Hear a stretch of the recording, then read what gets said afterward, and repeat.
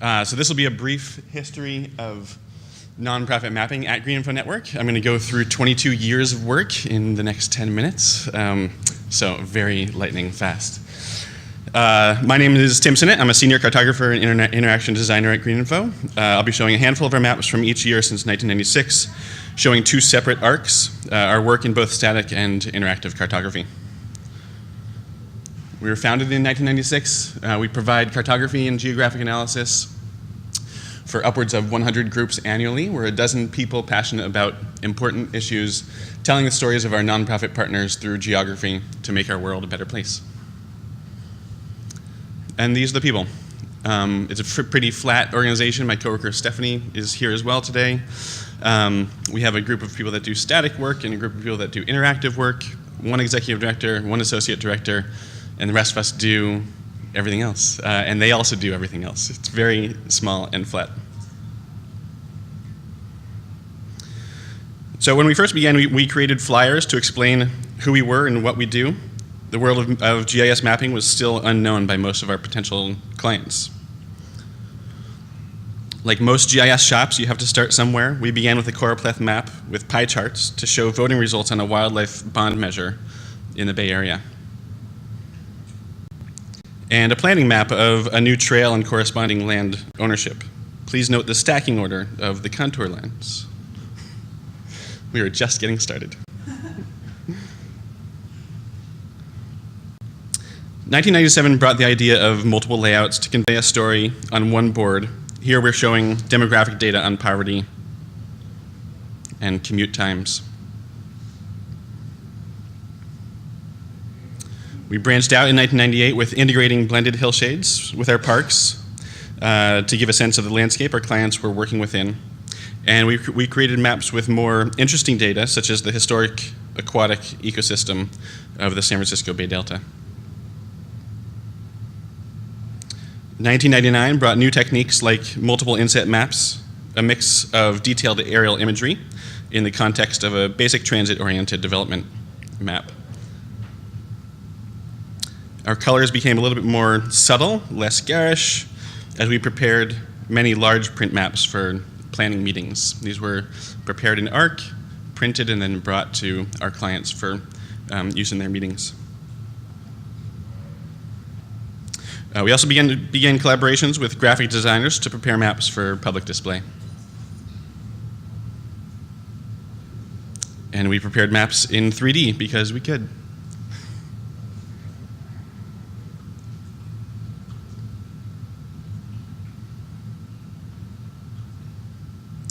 One note about this Sierra Nevada Spheres of Influence map, we would prepare these, we'd print them out, we would mail them out to mail out blank maps to organizations that didn't have the overlay information on top.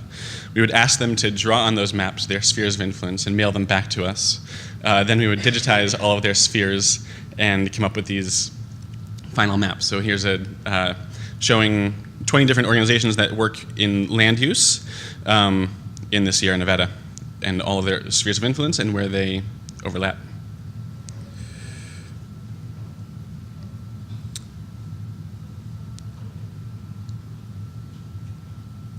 We also began working on mapping public lands throughout the United States, expanding our efforts beyond the Bay Area and California.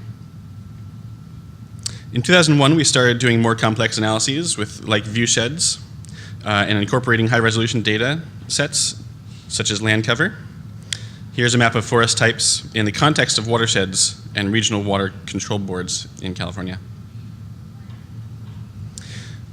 In 2002, we continued working with designers on maps for print or public display. This one is showing transit and outdoor recreational areas, how to use buses and trains to get to open spaces. A map of the eastern forests that we worked on with a graphic designer for print display. And we made our first web map. This is a static image that was put up on Audubon's website.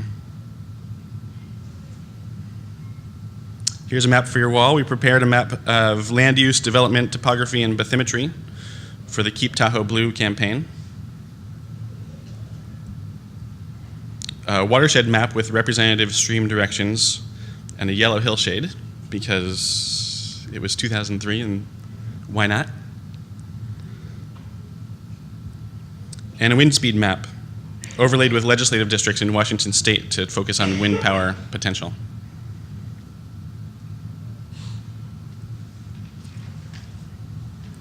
In 2004, we created a series of maps in one location to highlight the need for connecting youth to conservation opportunities.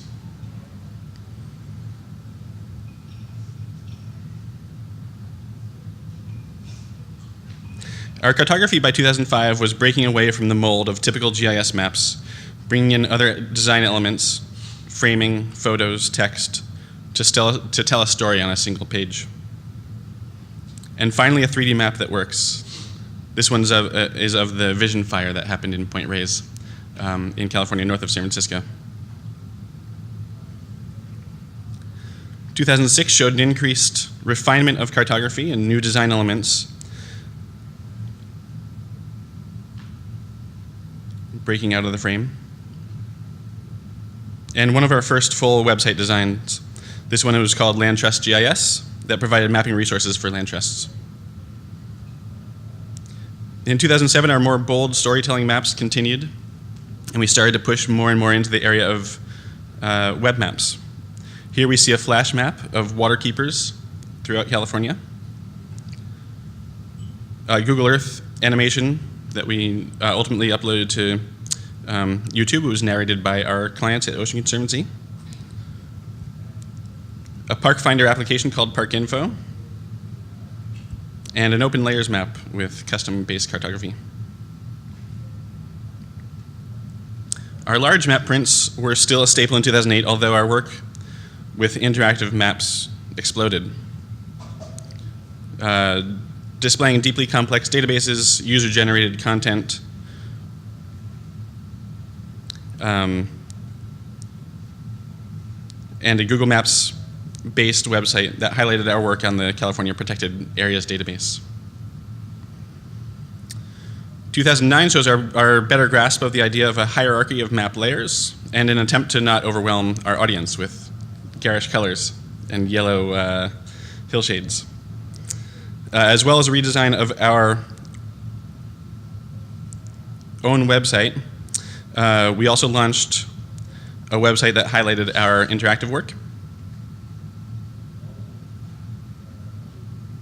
And we went in and did a new redesign of our ParkInfo application. We added in campsites and used the Google Earth API, which has now come and gone.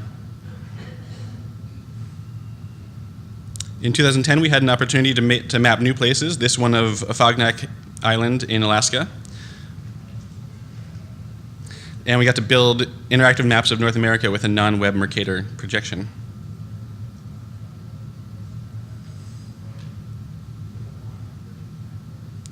A major project for 2011 was a conservation blueprint report for Santa Cruz County, filled with a large series of biodiversity and conservation-based maps, as well as a corresponding website.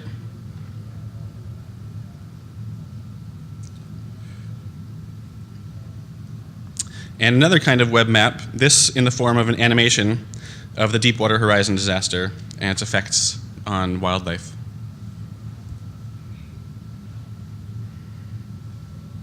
Web mapping took off in 2012, this example showing proximity of tobacco retailers and schools. We did another redesign of ParkInfo and tried our hand at some maps built specifically for presentations. So a series of maps that show current redwoods extents, current protected lands, areas that they want to protect, and what it would look like afterwards. Report maps and designs got better and better in 2013, and we added customized flair to our web maps.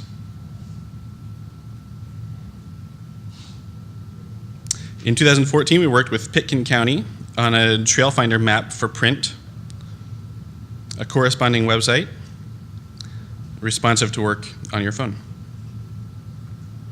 Continuing on that trend, The work we did for California State Parks was a full responsive site with a focus on analyzing access to parks and open space throughout the state. We worked with the Packard Foundation on a site and map to highlight their amazing work in preserving land.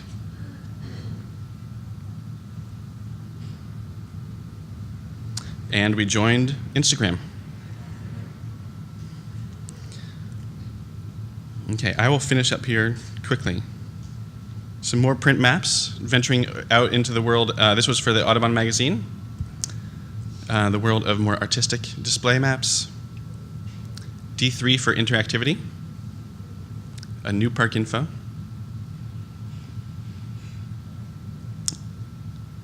And I will finish here in 2017. Bringing it all together with a website, web map, and print map. This map is available to be seen in the map gallery. And I will finish there. Thank you very much.